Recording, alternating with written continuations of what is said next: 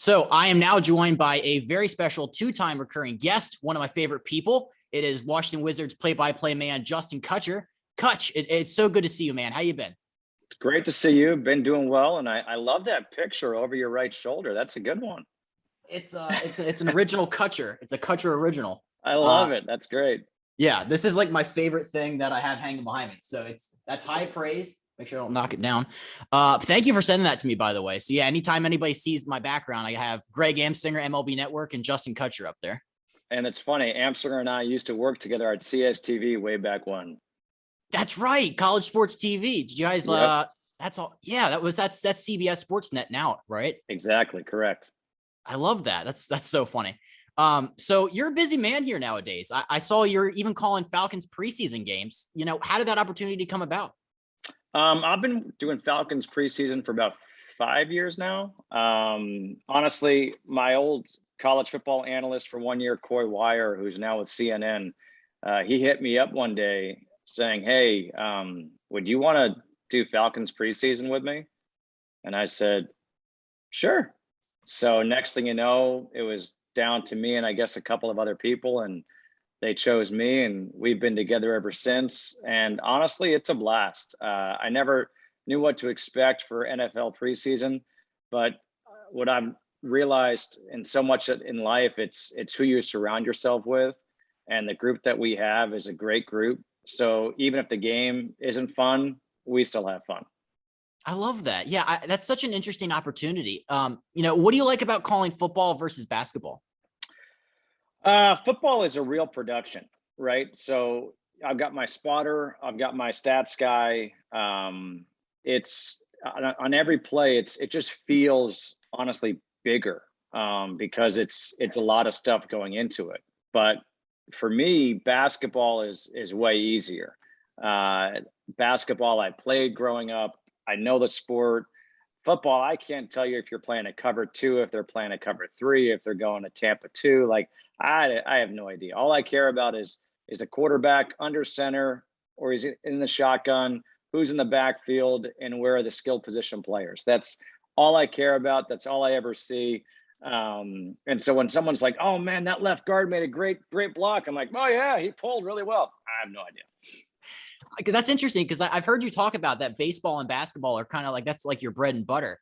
And I want to talk about your career and everything before that. But when you're in the football booth, do you kind of lean more heavily on your analyst? Because there is a little bit more downtime that, has to be filled with stuff. So it's funny. It depends. NFL versus college, right? In college, the game moves so fast. Almost every team, that is. Like if you do an Oregon Ducks game or an Oklahoma State game, like you can barely get a replay in. But my job, regardless of what I'm doing, what sport I'm doing, is to make my analyst a star. It's to tee them up, to make them look awesome. Obviously, for a big play, I have to do my job and I have to punctuate the moment. But I have to make sure I'm setting up my partner to be a superstar. I love that. All right. So last time we were on, we talked all about your time as, MLB on Fox statistician, working with Joe Buck. That was like one of my favorite things. But I wanted to take it back even before that, because I don't think we talked about this. Where did your passion for sports and sports broadcasting begin? Passion for sports started when I could walk, and I learned how to walk at 5.5 months. So it's been my whole life. I have an older brother, so I tagged along with him, and my dad, sports nuts. My 2 sisters play. Everything about me since I can remember has just been sports. I mean, in kindergarten, I was reading the Matt Christopher books. That's all I ever wanted to do, was read. I got Sports Illustrated for Kids when that was out. I read SI. I'd read the box scores in the New York Times. I mean, everything I ever did was sports. And my dad has asked me multiple times, what would I do if I had a kid like myself? And I joke around and say, first, I'd say thank you. But in all seriousness, I would say I would try to find whatever it is he or she is passionate about and try to relate everything to that. Because to me, everything was about sports, and that's the way my life has been. I don't see it really changing anytime soon. And And I feel very fortunate for that. You've had a long and very interesting career, behind the mic and doing everything on the sports broadcasting side. When did you know that that was the route that you wanted to take? I would probably say when I was a senior in high school. I grew up always wanting to be a professional athlete. Unfortunately, neither one of my parents are very tall, so I didn't get that gene. And I was a sports editor of my high school paper. I wrote columns for the paper. I loved doing all of that. But I was that kid who, when I'd watch the game, I'd say something, and the next second the announcer would say it, and people would look at me like, "What's wrong with you?" I'm like, "What's wrong with you? How come you didn't see that?" And so I decided I was going to go into sports broadcasting, and I thought I wanted to be like Bob Costas hosting the NBA on NBC. I thought, man, that'd be so cool to hang out with all these like former players and talk about stuff.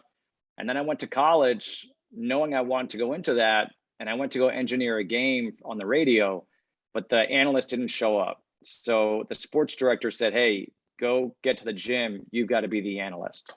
And I had thought about walking on to the team at BU for basketball anyway. So I had just finished playing, and I got out there, and it was BU against Hofstra, and Speedy Claxton was the point guard for Hofstra.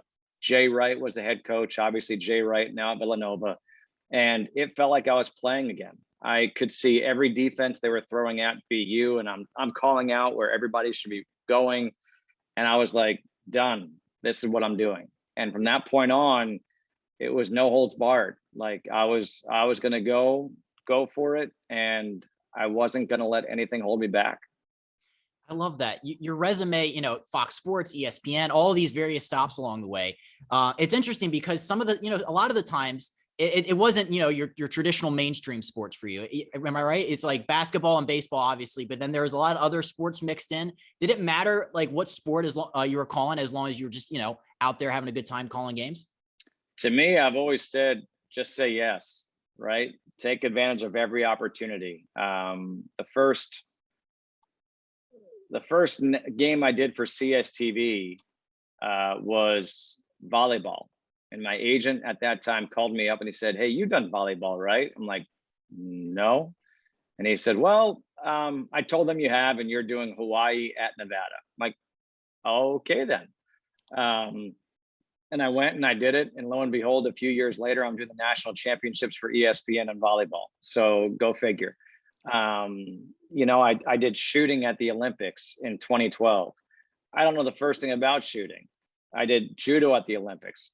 I don't know the first thing about it, but you learn. And as a play-by-play person, I truly believe that if you can do play-by-play, you can do it for a variety of sports, because you're going to learn the rules, you're going to learn the lingo, but more importantly, you're going to be able to sense when momentum is shifting, and you're going to be able to sense that moment that you have to build up for the fans, and then you have to hit it and get out.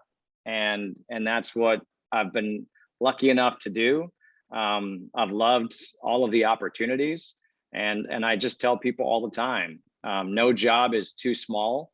Just say yes and see where it leads. A lot of people, that would kind of, intimidate them, doing a sport that they have literally no idea what the first thing about it is. Did you like the feeling of, or did you like the challenge of, preparing for that and, getting yourself into the space where you can feel confident talking about the sport for 3 hours? Well, the shooting one, that came about at the 2012 Olympics. True story, I had been out the night before in New York City. It was a Friday night. I did not have any alcoholic beverages, but I was out till about 3:30. My phone rang at 6:49 a.m. and it was my producer. And he said, "Hey, you're doing shooting at 7:30. And I go, "Wait, what? For real?" And he said, "Yeah." I go, "I don't know the first thing about shooting." He goes, "Me neither. See you soon." So I jump in the shower, run over to 30 Rock, introduce myself to my analyst, and I get down there and I'm like, "What event are we doing?" And I took a 5x7 note card and I was like, "All right, what's the rules? Like, what is this?" And I wrote down all the contestants, the athletes, where they were from, this and that, and the US won gold. And afterwards, she's like, "You were awesome." I'm like, "You were awesome." And I asked my producer, I go, hey, did it sound like I knew what I was talking about? And he goes, yeah, I don't know how you did that. And it's because I listened to my analyst and I asked questions. I asked questions that I think the viewers at home would want to know, because if you're watching shooting or you're watching judo, the likelihood is you don't know what the rules are. So if I ask questions, hopefully they then be like, oh, yeah, that is a good question. Why do they do that? And that's how you do it.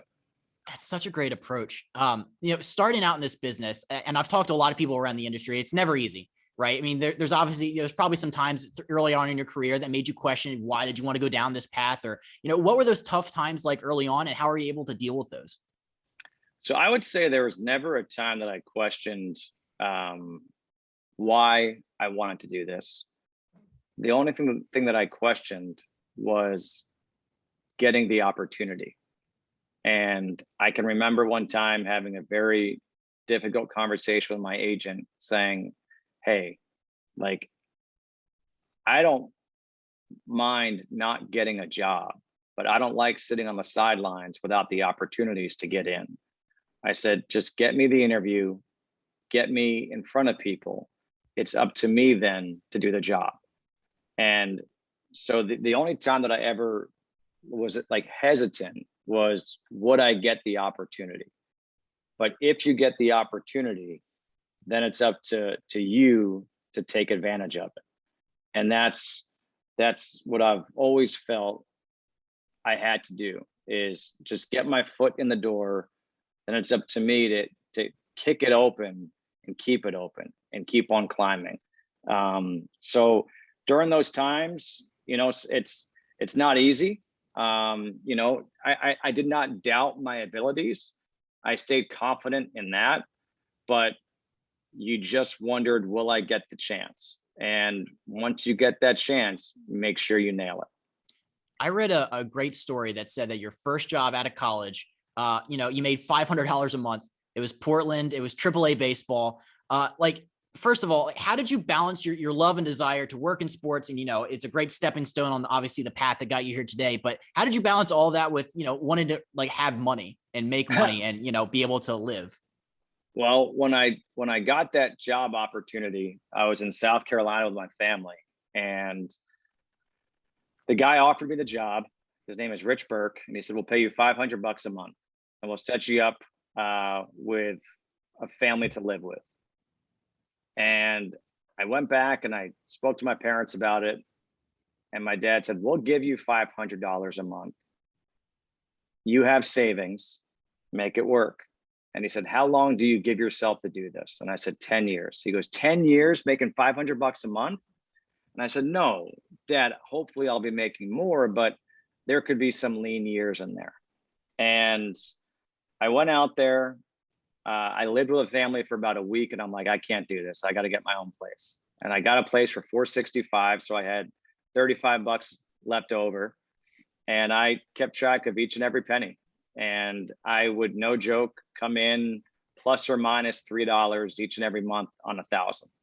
And I just made it work. And I worked 52 straight days. I loved it. I got a chance to do minor league soccer.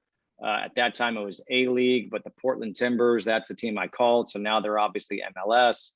We called against Seattle Sounders and all this stuff. And so I made some more money doing that. And you just hustled, and I loved it. And I thought this was an opportunity for me to do something. And that's why I always tell people to say yes, take those opportunities. You never know what it can lead to, and take every opportunity that you get and try to find the positive in it. Like, how will it make me a better broadcaster? How will it make me a better person? And you go about it that way. The friends I made in Portland are some of my best friends to this day. And I'm forever grateful that I had that opportunity. I learned a ton of lessons. I learned how to live on a budget, which is very, very important. But I tell people all the time, this is not an easy industry. And I think sports broadcasting is very similar to acting. If you make it, you make it. You're going to do okay. If you don't, you're going to struggle. You're going to starve. And for some reason, God God allowed me to make it to a certain extent. And I still feel like I'm climbing. I don't feel like I've made it. I just feel like I'm very, very lucky. I love that. Yeah, it's the hunger and the drive to, the desire to achieve more. A lot of my audience is younger, and a lot of guys, every guy in college thinks they can do sports. They want to work in sports. What advice would you have to the next generation of aspiring sports broadcasters? I mean, this industry, and I've talked about it with a lot of people, it's probably the most competitive right out of there with acting. What advice would you give to somebody who wants to kind of break in? First things first is you got to make sure you're truly passionate about it, because if you're not, go somewhere else. It's not for you. It's going to be very frustrating when you come out of college and maybe get a job making $20,000 a year, and your buddies come out of college making $40,000 or $50,000 a year, and they get nights and weekends off, and you're working every night and every weekend and every holiday. And you can grow bitter very quickly unless you're truly passionate about what you do. And I love what I do. Yeah, I miss out on certain things, but the trade-off is pretty darn good.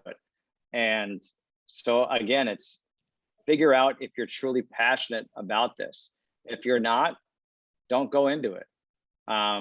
We all have choices to make in life, and you live with the choices that you make. Nobody told me that I had to go and do this, but I wanted to. And I put all my eggs in one basket, and I said, I'm going for it, because I didn't think if I had a backup plan that I would succeed. I had to go all out for this. And that's what I did. So I also think you have to be very honest with yourself. And, people are always going to tell you, oh, you're great, you're great, you're great.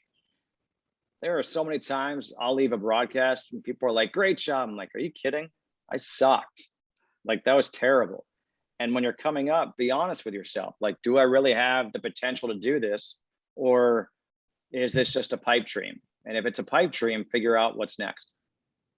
I think that's great advice. I want to shift into the work that you're doing now with Wizards. I think it's your third season coming up here behind the mic. Mm-hmm. What have you enjoyed about your time in DC so far? Man, it's funny. I've loved just being emotionally invested in the team. And, I'd done national TV basically my entire career in TV. And so I never cared about who won or who lost. I wanted a good game. And if it was a blowout, let's get the game over quick. But now, I care about winning. I care about this team. I want to see these guys succeed. I've got more gray hair now because of all the stress I've been under trying to see this team succeed. But I love it. And I love the fact that I speak to my parents after each and every broadcast. They watch every game. And my dad, who's 72, he says to me, he goes, I can't believe I've become such a big fan of a team in my 70s. He's like, it's always been New York, and I didn't care about the Wizards or the Bullets when he was growing up. He's like, now, like, it's the first thing I go to.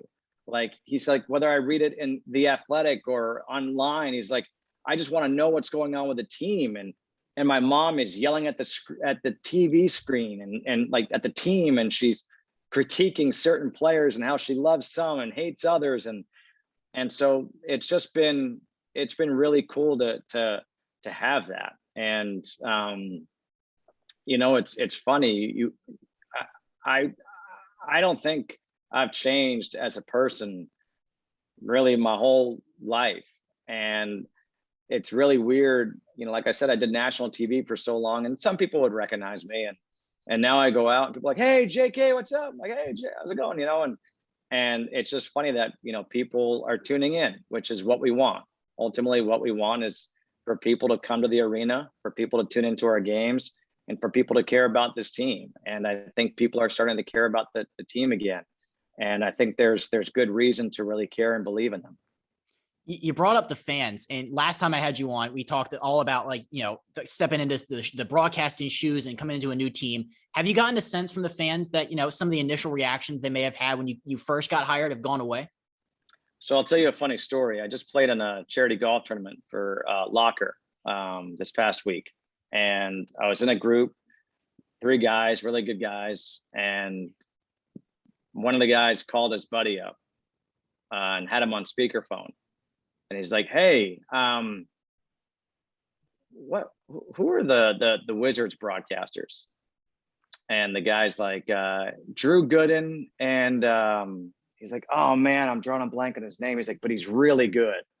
And I was like, oh, I thought for sure he was gonna be like, oh God, I hate that guy. He sucks.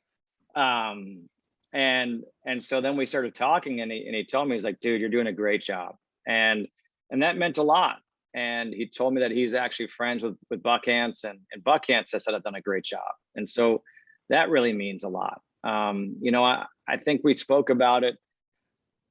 There was nothing that I could do to try to have fans get over the change. All I could control was how I go about and broadcast the game and how I carry myself on and off the air.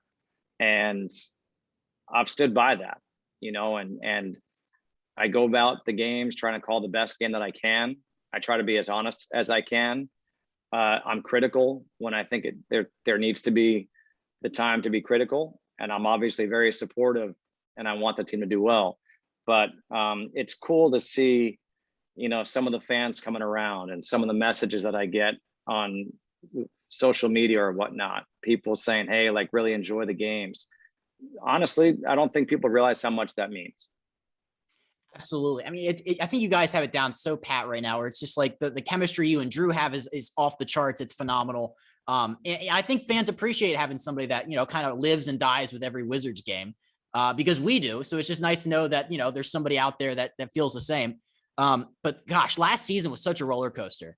I mean, they start out losing 5 in a row, the rotations, the 4-guard lineup at one point, COVID in January. Like, did you know the entire time that they were having these kind of early season struggles, that they were so much better than that, and they could go on that run that they ended up going on?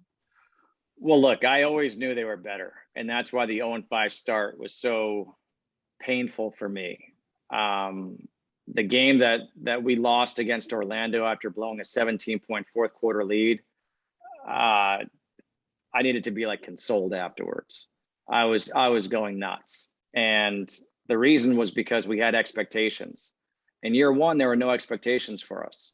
In year two, when you get Westbrook and you re-sign Bertans and you got Bradley Beal obviously back, like, yeah, now there are expectations. I truly thought we're a playoff caliber team.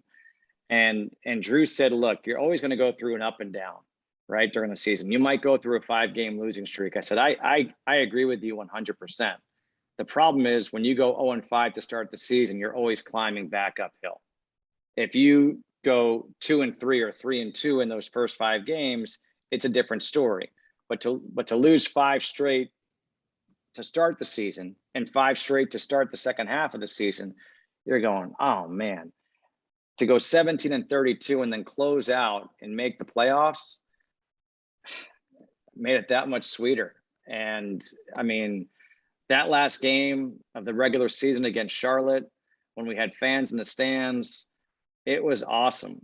Drew was like, JK, he's like, yes, we did it. And we did. And not like he and I did anything, but you felt like we did. And the first time that we had fans in the stands, I didn't realize how emotional it would be for me, but I teared up because I saw the excitement on people's faces. People getting a chance to see Russell Westbrook for the first time as a member of the Wizards. I saw Israeli fans there to see Denny Avdia, and that was unfortunately the game that Denny got hurt. But to me, it was this look, and I'd be looking at our booth, and I'd see these people walking in, and they were so excited. And to me, it was like a sign of hope after what everybody had been through the pandemic. Like there was something positive coming from it. And it got me. It got me pretty good. And I love having the fans there, and man, have I missed it. Absolutely. So, I mean, we talk about Russell Westbrook, and I think the roller coaster even, applies to him. A lot of fans were like, initially when they first traded for him, like, oh my gosh, he's not John Wall. And then he grew on him throughout the year, and then they traded him away.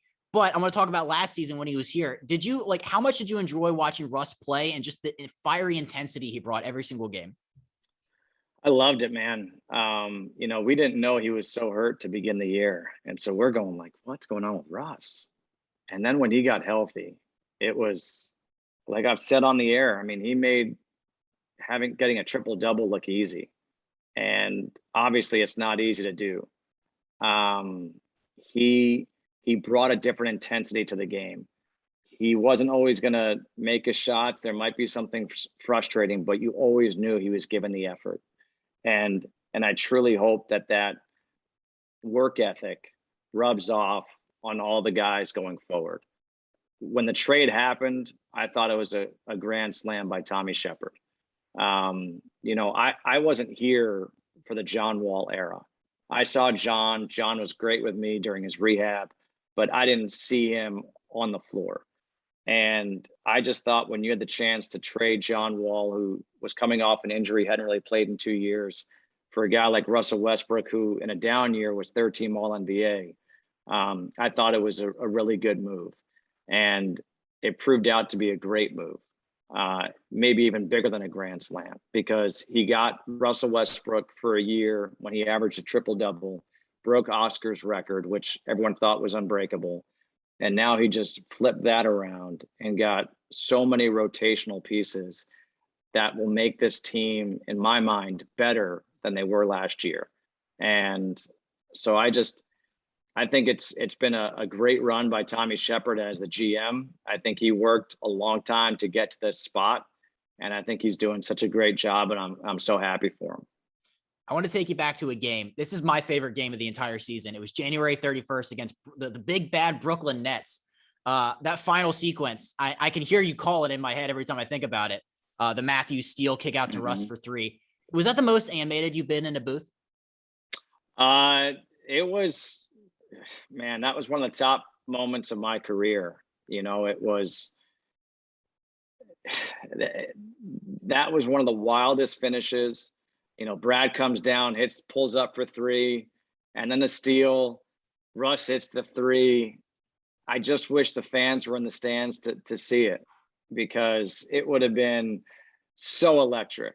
But even without them, Drew and I were going nuts, and it was no doubt one of the highlights of my career. And then I was, you think about it, I think it was Luwawu Cabarro who missed the layup at the end when they had the chance. I mean, it was a bunny, even though they should have called a travel against Kyrie Irving because he took 4 steps along the baseline, and they never called that. He had to stay where he was. It was, that was special. That was something that I'll always remember. It was a heck of a comeback win, and it just proved to the players that they could play with anybody. And to come back against them, that was awesome. It's one of my favorite things, just going back and watching the highlights from that game. Besides Russ, we talked about him. Were there some other guys last year that you thought really impressed you the most? I have a couple. I'm curious to hear your thoughts. I was on the golf course the day of the trade deadline, and I was getting to the 12th hole, and I got a text saying, we just traded Mo Wagner and Troy Brown Jr., and we got Gafford. And I was like, oh, hell yeah. Like, I love Mo. I love Troy. I was like, but this dude's going to be a difference maker. And the guys I was playing with were like, who is he? I'm like, he's from Chicago. I go, he went to Arkansas. He can jump out of the gym. We haven't had a guy like that, and I don't know how long. I'm like, he's a real lob threat, rim protector. So when he came to the team, I really felt like he changed the whole dynamic of the team. So he was someone who stood out to me. I thought Raul Neto was a huge surprise. Neto stepped in when Russ wasn't playing back-to-backs. He stepped in, played great. He had a toughness, a grittiness about him. He showed he can make a 3-point shot. He was clutch. I love the fact that we re-signed Neto. I thought that was a really good move. And then, I think we saw flashes from Denny. Didn't see the consistency that we want, and I think we're going to see more this year. And then we saw Rui kind of all of a sudden be more assertive. And when he got that technical foul, it was like, yeah, like that's what I want to see. And Rui's one of the most respectful people I've met. I've done a bunch of interviews for Japanese TV. I say how I think we as an American culture can learn something from how respectful the Japanese people are. I go, but I almost think that Rui sometimes is too respectful. And so now when he dunks on people, like I'm like, oh, go get it. So those are the guys that I would say. The only other one I would say is, how about Robin Lopez in that hook shot? When you're watching him and he's Hook. just he's flinging the thing up there, and you're like, there's no chance that's going to go in, and it does every single time. Like, how crazy was that? Well, the funny part was before the game, all the time, Davis Bertans would come out and he would imitate that, and it was comical. But Lopez, he did a heck of a job, and you're right to bring him up because Lopez was really a great vet on the team. You know, he stepped up when we needed him to, and then there were days that maybe he was the third center to come in, and he never complained about it.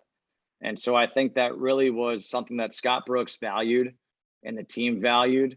There are certain times where he had better matchups than other times, but Lopez, Captain Hook, he made an impression.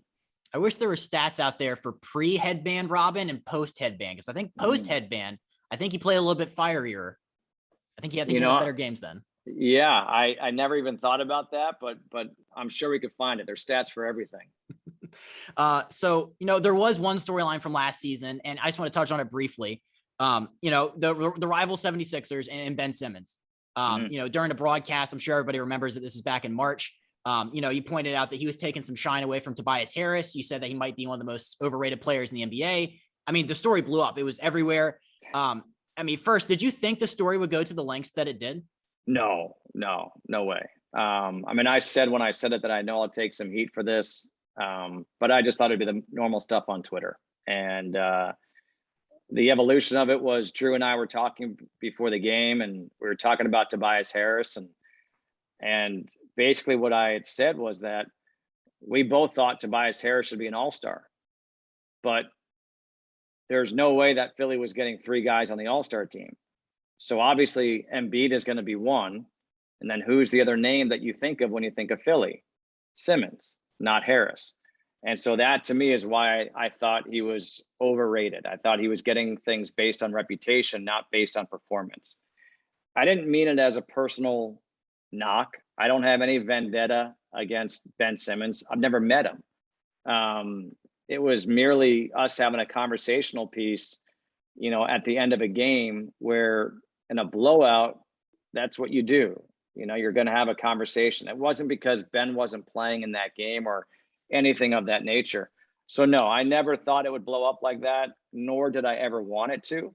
I'm not one to try to attract that kind of attention.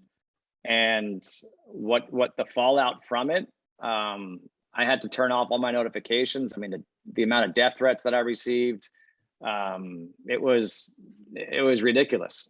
So to be honest, people ask me, do I feel vindicated for what I said because of what he did in the playoffs? And it was never about vindication. I feel badly for him because, it's a mental thing. It's not a physical thing. And physical things you can get through. Mental things are much more difficult to get through. And look, I think Ben Simmons is a very good player, and I said that. I just don't think he is what people made him out to be. You're right. It got very personal, like to the point where it was like you said, scary. You're receiving death threats. Like, is that the part that you look back and you're like, that went too far? Like, you're allowed to, chirp me on Twitter, but all the other stuff, even Ben Simmons himself was doing some stuff there for a while. Did you think that part went a little too far? It's funny. I was asked not to respond, so I didn't say a word. When Simmons put out the Instagram post about another casual, I thought that was hilarious. I really did. It's one of my favorite pictures that I have. And so I was gonna have fun with him, and I thought we could have turned a negative into a positive. But I respected everybody and just stayed quiet. And I stayed quiet for the playoffs too. I never wanted to take what they call like the victory lap. It wasn't about that. There's nothing personal that I have against Ben. And honestly, if I had the chance to meet him, I'll go up to him, I'll introduce myself, and that'll be that. I always want to be held accountable. I want my team to know that if I say something that they're not happy with, they can come up to me. Let's have a conversation. And that's the way I feel about everything. You may not agree with what I say, but let's have a conversation and talk about it. And, you know, Twitter, social media, everyone has those Twitter muscles. When they meet me in person, those muscles go away. And I just think the reaction that people had was sad. I think it stinks that you get to turn off your notifications because of the death threats that you get. I think social media, to be honest, is probably the bane of our existence. And it's one of the most hypocritical things out there, because there's always the, you know, hashtag mental health. And what's the biggest cause of mental health? Social media. So I think it's a problem. You could say it's a necessary evil, but there are ways to handle situations. And I just don't think that situation was handled the way it should have been. You know, in the fallout from that, you know, moving forward, are you going to change the way you approach conversations in the booth? Like, I love how candid you are on topics around the NBA when you're up there in the booth and hot button topics. Is that going to change in the fallout from all of that? You know, it's funny because, like I said, my whole career has been national TV. And so I offered the opinion, not really thinking of myself in the sense of I can't comment on another team's player, but instead just commenting on basketball. What I've also learned, I think honestly, Justin, you always have to learn from anything you do. And what I learned from that is there are certain ways to say and to make your point. And Drew is the analyst. I'm supposed to tee Drew up, and then I can respond with something, but I shouldn't be the one to lead it maybe. But am I going to change everything about how I call a game or maybe offer opinions? No. I mean, look, even Thursday night, I saw Joe Buck and I saw the guys and they're like, dude, you nailed that. And I was like, I wasn't trying to do that. I wasn't trying to create that controversy. I wasn't trying to bring that attention upon myself, upon the team, upon the network. I was just trying to have a conversation and keep it interesting for the viewers. And so I will still do stuff to keep things interesting, but there may be a different way to approach it. I love that. All right, let's transition to this season's Wizards coming up. There's been a lot of changes. You know, we've talked about the moves. There's no more Russell Westbrook. There's a new head coach in town also. Everything I keep seeing in like the offseason previews is depth. Do you like the depth that the Wizards have this year? And do you think that, you know, that depth is what's going to be able to carry them farther than what they did last year? So, yes, I love the depth. I don't know if the Wizards are done making moves before the season starts. That's just my gut instinct. But people are thinking, oh my gosh, we got rid of Russell Westbrook, we're not as good. I think we're better. I think we have a deeper rotation. I think you're going to see a guy like Denny Avdia play more of a point forward position on that second unit, which I think he can thrive on.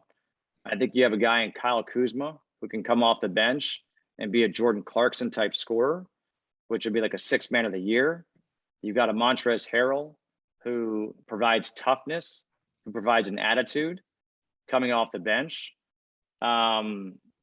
So I actually think we're a better team. Spencer Dinwiddie is a long point guard, not a great shooter, but gets to the free throw line a lot. He can put up the lob for Daniel Gafford.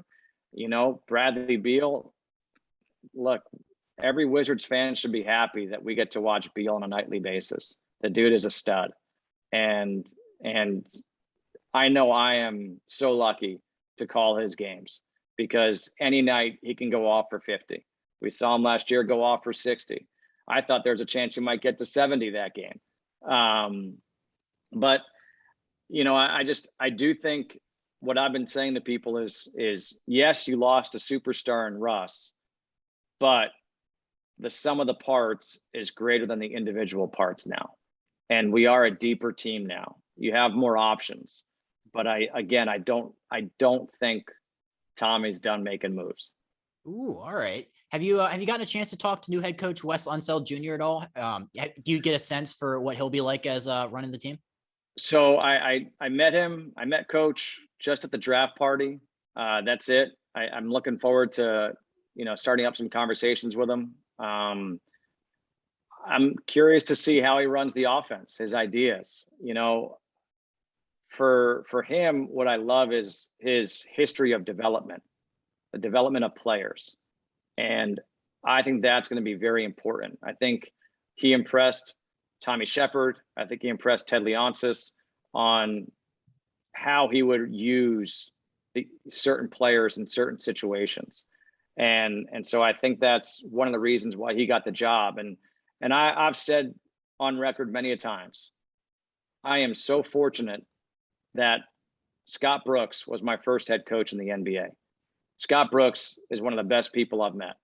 And to the point where last year, I'll tell this, the first 5 games, I actually thought I was maybe too critical of him. And I couldn't sleep at night. And I called him. And like I said, in years past, I'd go to practices and we would talk. And I wanted people to know that if they have an issue, come talk to me.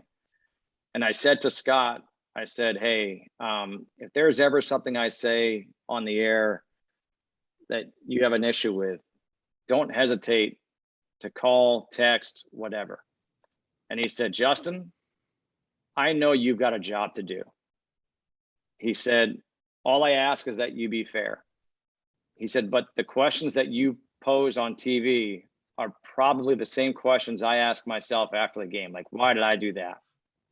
And I just thought to myself, holy cow, like to have a coach say that to me meant a ton. And I'm not kidding. I didn't sleep at night. After that game, I did not sleep.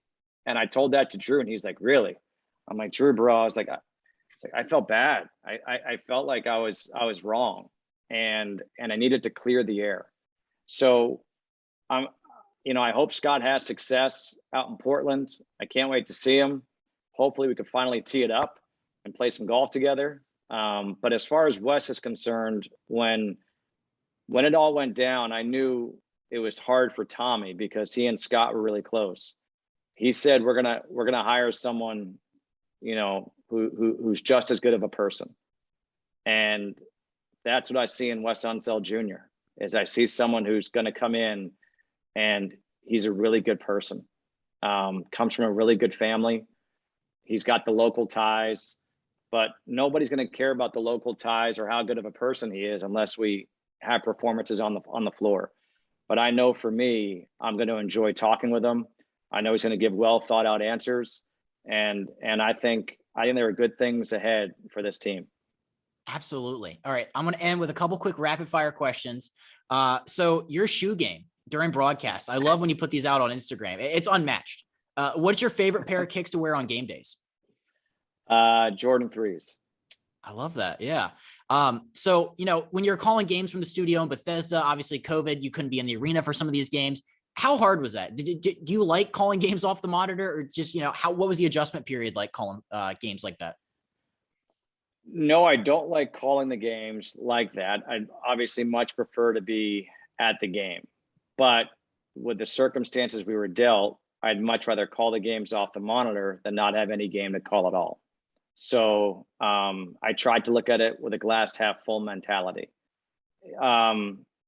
It's difficult because you have to generate all the energy yourself, but I'm lucky. Drew and I are great friends and we just have fun. So we're able to, I ask for an all 10 monitor so I can see the whole court. So I'm not just watching the program. Mm-hmm. And then Drew and I just have fun. So it was weird not traveling.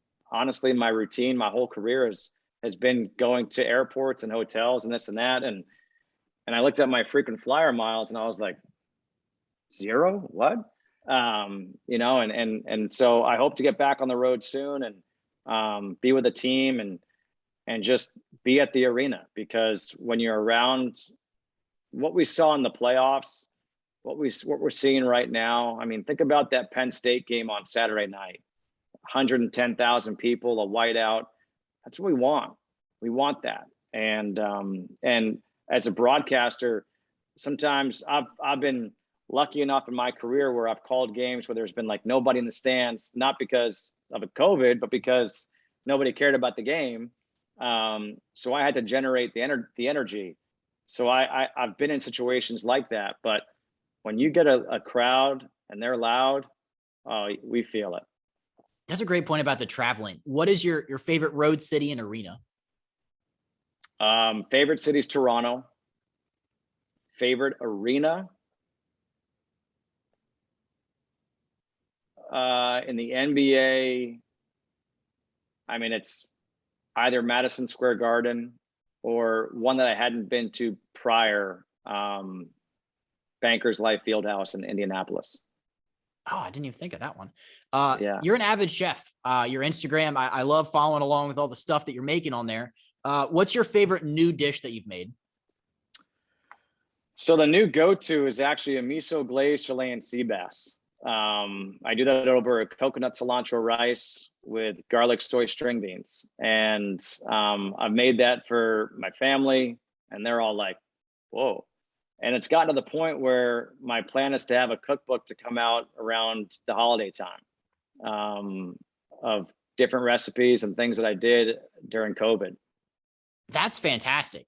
Sign me up for that. I'm going to keep an eye out for that. That's going to be, so all right. So coming out this holiday season? That's the plan. Hopefully it comes through, but yeah, I'd like to make that happen. Do you have a title picked out for it already? I do. I can't divulge that though. Dang it. All right. I tried to prod in there and get that little info.